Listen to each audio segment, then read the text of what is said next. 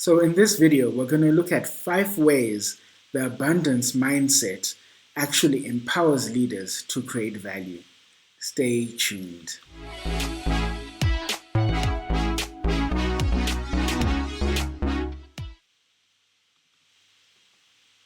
Welcome again to Leadership Live. My name is Ndumi. I empower leaders to grow in their influence through teaching the principles of leadership. So as I said earlier today we're looking at the abundance mindset and how that gives us the power to create value. So firstly, we're going to start off by going through what is the abundance mindset. So firstly, I believe that the world is abundant. The world is full of opportunities. The world is ripe and for the picking, and that anyone that wants to achieve anything in life, anyone wants to do anything of impact or significance can do it, because the world is full of abundance. Even, I know it's difficult in Zimbabwe now with the economy, but if you look at it out there, in the world, money is endless. The United States with the pandemic has printed over $3 trillion, $3 trillion US dollars overnight. Where is that money coming from? I know the economists out there will say it's a bad thing, but the fact is that there is an abundance out there. There's an abundance of resources. There's an abundance of opportunities out there. And that is a mindset that a leader needs to have. The opposite of an abundance mindset is one of scarcity. One where you think that things are not enough, the more pessimistic point of view where you think things are going to finish, and that if you don't get your hands on the little opportunities, the little money, the little things that are out there, that you're going to lose. But you see that with the abundance mindset, your mind is open to more opportunities. It's open to reality that there's more there that's out there than that isn't out there. And with a closed mindset, you actually find that you actually close the opportunities. So it becomes a self-fulfilling prophecy in a sense, that if you believe that the world is abundant, your eyes open up and see more opportunities out there. They see the vast range of good things that are out there for us. But if you believe in the scarcity mindset, then you believe that there are very few opportunities. And you'll see as we go through today's session how that actually then affects you as a leader. So the closed mind is sort of like histamine. You know how your body produces histamine when it comes across a foreign object, something that gives you an allergic reaction. You have, a buildup of histamine in the system. And what that does is now creates swelling in the body, and basically the body fights itself as it's fighting off something that it's allergic to, infection, etc., etc. And that's what a closed mindset does. It fights off all the opportunities that are there and ends up working against the body that it's trying to protect. So when you observe children and you see that, they actually are born, we are all born with an abundance mindset. Let's just try observe children. If you've got children, observe them. I've seen mine, and my youngest, he believes in the abundance. He believes that nothing will ever run out. If he wants water, he wants water there and then. No matter what he wants, even with some of these gadgets, he expects the battery to be abundant as well, which is not necessarily the case, but that's the mindset we have as children growing up. So in a sense, it's our default setting. If we look at children, we often see how God created us. Our default setting is, so we look at children in terms of our mindset, and we see that the default setting is actually one of abundance.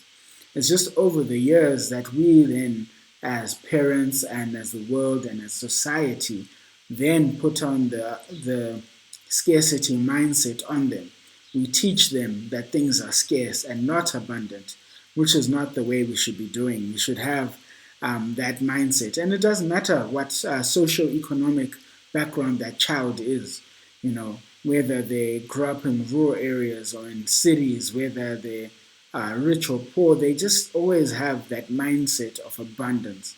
And we are the ones, unfortunately, that scare that away from them. And then eventually, scarcity creeps in. So you find that those with the abundance mindset, however, are able to create value. They're able to see a piece of wire and bend it and create those wire cars that you used to grow up running around playing with. Because for them, that wire is not a symbol of poverty as many people might think it is, but for them it's a tool in order to get to the goal that they are wanting. So we need to be cognizant of that, and we need to change our minds, and that's the hardest thing we need to do. So that's what this video is about. It's about addressing the mindset and hoping that through this you can be inspired to change your mind. You can be inspired to see the world a different place, to see the world as abundant and not as scarce as many people are seeing it. And I mean, it's easy for us Africans, unfortunately, to have this struggle. But I believe that Africa is one of the richest continents, that, our mineral resources, our people resources, everything that we have in Africa is so abundant that it just needs people with that abundance mindset to come and show us what abundance we have and help us to transition from a scarcity mindset to an abundance mindset. And I always go back to this. I love the story of Wakanda. In fact, if you click there, I've got a video that I did about leadership lessons that we learned from the late Chadwick Boseman. And it's just amazing the concept of Wakanda and how they use mineral wealth. They had the mineral, I think it's vibranium, not adamantium. If you're what's it called? A comic book geek like me, I love comics, I love comic books. So they have vibranium.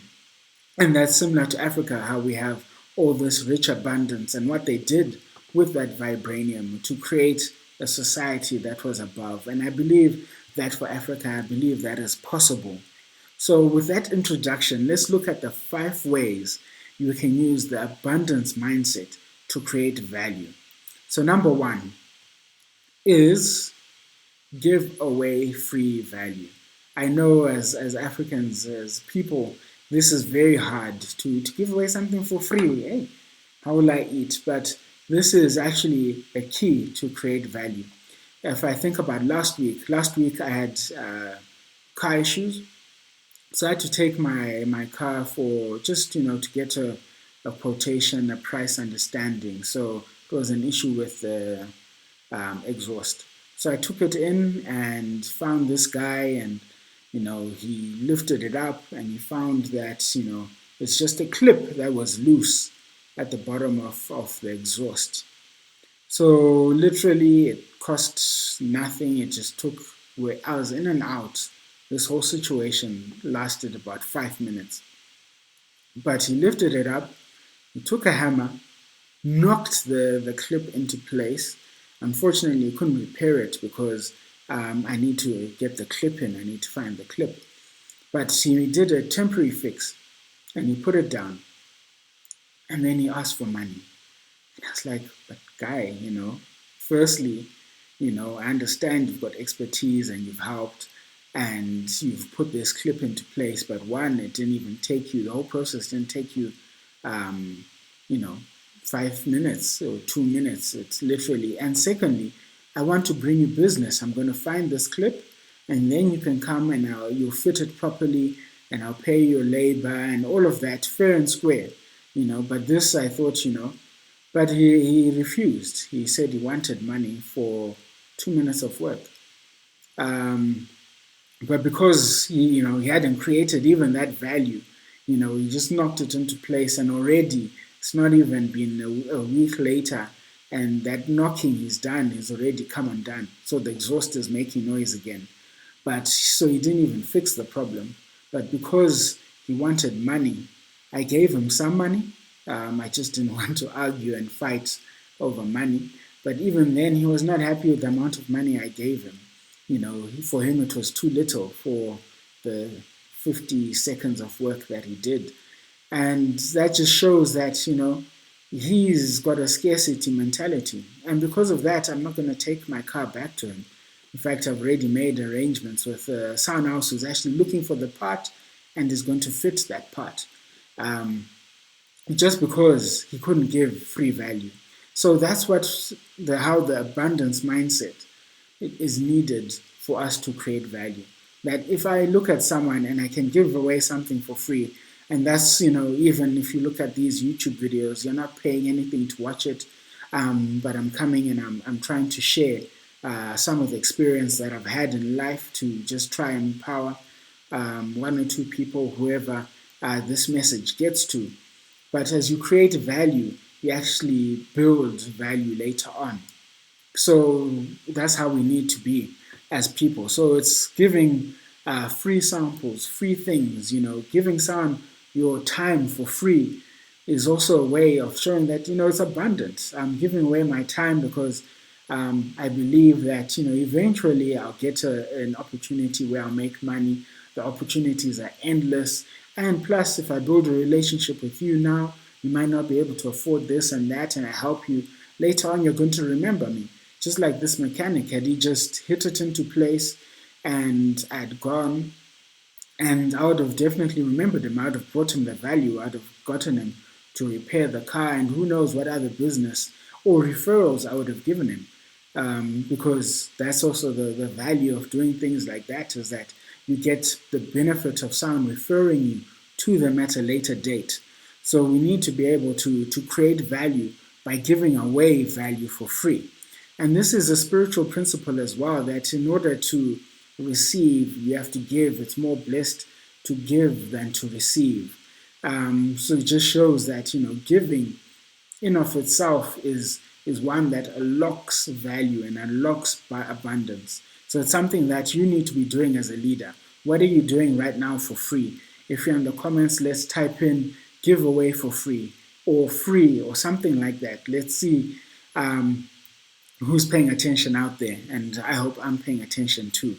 I will type in for free. And that's it. We need to be able to give things away for free, because you're showing people that you're them focused and not self focused. This guy was self focused. He wanted to know how much money he could make that day. And I understand things are tough, but you gain a few dollars today to lose more dollars tomorrow. It doesn't make sense. So we need to be others focused. That's what giving free value is. It's like, how can I serve you? How can I help you? I care about your issues. I care about your problems. How can I be part of that solution? So always look for opportunities to be generous. That's important. As long as we are generous, then the opportunities themselves come to you. And I just want to say that this is not, I'm not talking about this new age, philosophy of, what's that philosophy again? Of, let me just check here, I'd written it down. But that's philosophy of where you believe that, by the, karma or, attracting things, the law of attraction. That's not what it is. This is genuinely caring about people and offering them value, knowing that the world is abundant and that I'm not losing anything by giving away anything for free. So if you are getting value from this video, please give it a thumbs up. It helps the YouTube algorithm do its thing so that it can be exposed to many people. And if you'd like to, please make sure you subscribe, hit the notification bell so that you don't miss any of the videos. Let's move on to number 2. Share your knowledge. So this is similar to the above, but it's more in line with mentorship. And I've did a video on mentorship. Actually, that was the one last video that is up. So you can click there if you haven't watched it and make sure that you watch the video of how to find a mentor. But this is different. Now we're taking it from the perspective of maybe of a mentee rather than a mentor. So you need to share your knowledge, because that's how you create value. With scarcity mentality, you want to keep all your knowledge to yourself because you feel that someone will use it against you or become better than you or whatever. But if you want to create value, creating value is actually found in investing in people. So if you invest in people, you're actually creating value through them. So you're laying down the pathway to success for someone else, and you're helping them to avoid the pitfalls and the traps that you fell in. So it's important to share your knowledge because you're creating value for someone else by making them avoid the same issues that you came across. But with scarcity mentality, you want someone to fall into the traps. You don't want them to have the knowledge because you want them to suffer the way that you suffered. And can you see how that then removes value and takes away value, especially in a society where you're trying to progress and move society as a whole forward? You can see that as when you're stingy with your information, you're stingy with your knowledge, you're actually, spiteful and wanting people to fall into the same traps.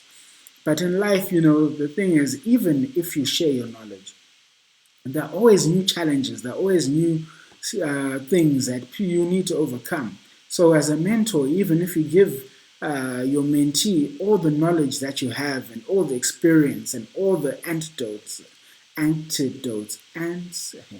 yeah, this is the benefits of going live. But if you give them all the stories of your life and how you fell, that they'll still make their own mistakes. But at least let them not make the same mistakes that you have made. And you see that this generationally over time, that as we share each other's mistakes and we share the pitfalls, that we are incrementally getting better and incrementally creating value. And by sharing your knowledge and by mentoring someone and taking your time to walk them through this, then you're actually creating value for yourself because you're actually able to find someone to take over from you when your time ends, or as you want to relax more. You can trust people because you know that you've trained them to a level. So you benefit by mentoring people, you benefit by training your people and making sure that they miss some of the pain that you missed so that they can grow and take things forward. So my abundance mindset leader, or a leader that has an abundance mindset, is always generationally thinking. So that's why we're sharing your knowledge. You're sharing it because you're thinking about the next generation. You're thinking about how you're going to affect people in the long run, how it's going to be for your grandchildren, your grandchildren's children. Just because you've shared your knowledge and you've helped your descendants avoid some of the issues that you are facing. And then number 3, payback versus pay forward. This is a classic sign to see if you have my abundance mindset and a mindset of abundance or a mindset of scarcity. This whole notion of payback versus paying forward. And what do I mean here? I mean, when you do something for someone, do you expect them to pay you back or do you expect them to pay it forward? If someone's done you a favor, you're expecting them to pay back. And I'm not talking about, money and loans, even though it can include that. But if someone gives you a loan, go and pay it back. You have to do that. And if someone gives you a loan, if you give someone a loan, it's okay to expect that. But I'm talking about favors. If I come and jumpstart your car, for example, am I now thinking that, Andrew started my car and now I need to pay him back, by jumpstarting his car? That mindset where you believe that you owe someone because of what they've done for you, and also that they owe you because of what you've done for them, is actually a big mindset issue, and actually is a killer of value. Because instead of expecting people to pay back what you've done, you should expect people to pay it forward. If you want society to move forward, if you want the country, the world to be a better place, it's not about payback, which is about indebtedness and slavery, but it's about pay forward, which is about freedom and release for you to do something for someone else and make the circle bigger. And that's the mindset. That's the mindset that we need to create value. Are you going to be someone that holds things over people and say, hey, remember in 1992 I did this for you?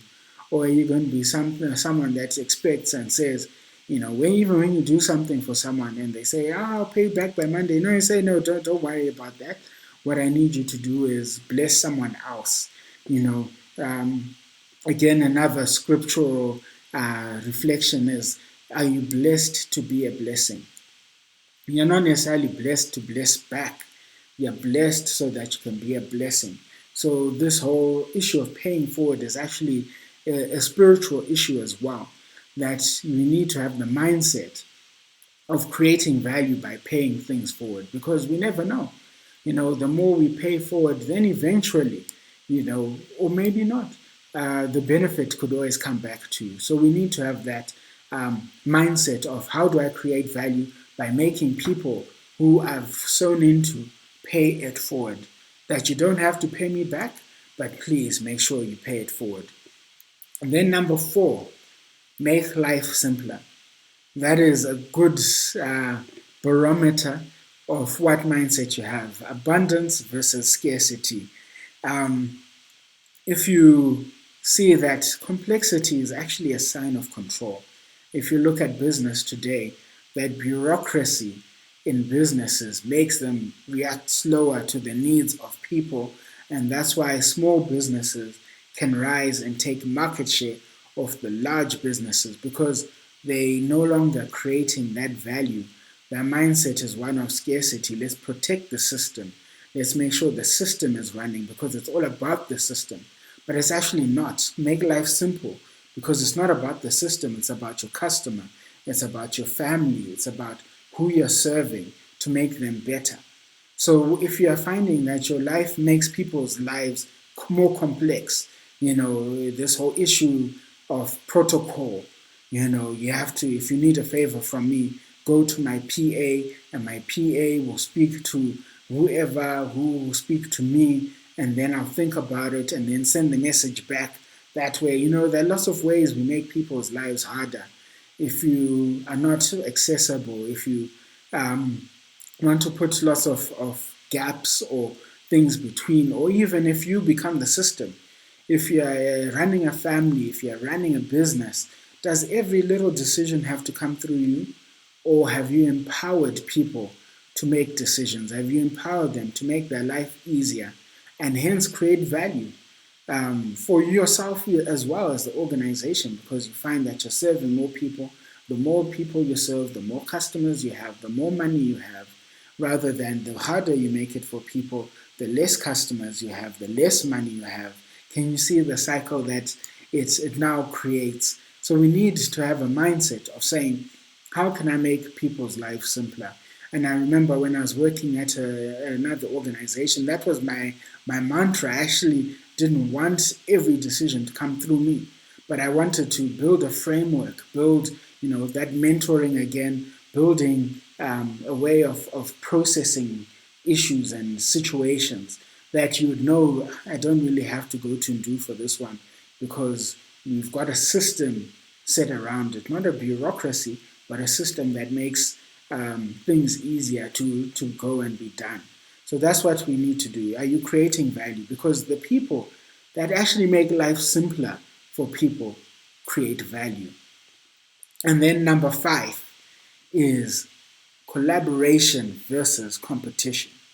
And this is again where we see how collaboration and competition are actually different. They don't create value. Competition does not create as much value as you think it does. People think it does, but it actually doesn't. Collaboration creates the most value all the way around. And if you look at a case study of Apple, for example, you would not believe that Apple actually collaborates with Microsoft. Apple with Mac, Microsoft with Windows. Wow, they collaborate together because they believe the world is abundant. They believe there's lots of the market out there, and some people prefer Apple products, some people prefer Microsoft products, but that's fine. How can we collaborate together to then create an abundance and create value, in this case monetary value? And you'll even find that Steve Jobs and Bill Gates, they used to clash early on. They used to be very competitive in nature early in their careers. But when you find as they progressed and they matured and they realized about this mindset of abundance, that's when they actually came together and collaborated. So that's how we, get some of these products like um, Microsoft Office for a Mac, and you can get Apple Music and iTunes for Windows, and all these things. They came together and said, let's stop fighting. Let's not create exclusive platforms, but let's make our platforms integrate. And even now, if you look at Apple again with Samsung, did you know that your Apple phones or phones have Samsung screens in them? The screens, most of them, are actually created by Samsung. Even some of their processors are done by Samsung. And you're like, no, but Samsung is the Galaxy and Apple's iPhone. But they realize, guys, there's lots of money to be made here. Why reinvent the wheel? Apple will not create value by going and focusing on something that's not their key strength. And Samsung's key strength is on some of the technology, some of the hardware, processors, and that sort of thing. That's what they do as a global company. So why would Apple want to now get into that game and remove value from themselves, put in the research and development, start competing with Samsung for something that they can just buy off Samsung and create their own great products which are different from Samsung's, and they both make money. So every time you buy an Apple phone or iPhone, you know that you're in a sense sponsoring Samsung. So hopefully that squashes the Samsung iPhone beef. But please put down in the comments, just out of curiosity, how many people love iOS and how many people love Android. Just out of curiosity, just for fun. Um, I'm sure I'm the iOS kind of guy, but it's okay. But that's it. Collaboration versus competition. And that's one of my biggest gripes I have with the current education system globally, not just in Africa, Zimbabwe, anything globally, because we are taught to compete. Who came first in class? Who got this compared to who got this grade? We're taught to compete. And while I don't agree as well with some of the swing of the pendulum to try say, all right, let's not compete, but everyone gets a prize, that I don't agree with either. So I'm not saying that, we should abolish competition and say everyone gets a participation trophy for coming last in the swimming gala. That's not what I'm saying. But what I'm saying is schools need to create an atmosphere of collaboration. Right now, if someone collaborates on homework, it's called cheating. If someone collaborates in a spelling test, it's called cheating. But in life, when you get to life and living life, this is where you actually need to collaborate. You need to work with each other in order to get to a specific goal, to create value. Because I know that you have something that I need just as much as I have something that you need. And we need to come together. We need to collaborate together and come together. And even if we're different, even though we've got different skills, and we find that once we collaborate together, then we create value. We realize that there's an abundance mindset. But competition also creates what we call a zero-sum game, which is bad for the mindset. That's actually what creates a scarcity mindset, creating what we call zero-sum games. And in life, there are some zero-sum games. We can't avoid it. But if you focus on life as a zero-sum game and not just say sometimes life is abundant and there's a subsection which is zero-sum, then we miss it. So what do I mean by a zero-sum game? Type in the comments, zero-sum game. A zero-sum game basically is something where there's only one winner. So in an egg and spoon race, whoever crosses first, there's only that person who's going to get the prize. Everyone else loses. So there are situations like that where people think that in competition, it's a zero-sum game. That if I buy my parts from Samsung, I am losing in some way. And that is the mindset we need to move away from and get rid of, because life is actually not a zero-sum game. Life is collaboration. Life is coming together so that we can achieve some of the goals that we want to achieve together. So we need to make sure that, we're not, stuck in that game of competition versus collaboration, but that we come together and say, let us collaborate because we know that we will create value because the world is abundant, the opportunities are there, and we can all step into them if we do it together. So this is what the 5 ways that we're looking at. And if you do these things, if you look at the 5 ways that we can create value that through having the abundance mindset, because the world is abundant and there's lots of opportunity out there for everyone. And even during times like this global crisis, global recession, there are people that are still doing big things, people who are making large sums of money. But that's because they understand the world is abundant. So I'd like to ask you a question. If you'd like to comment below, what other ways can the abundance mindset create value?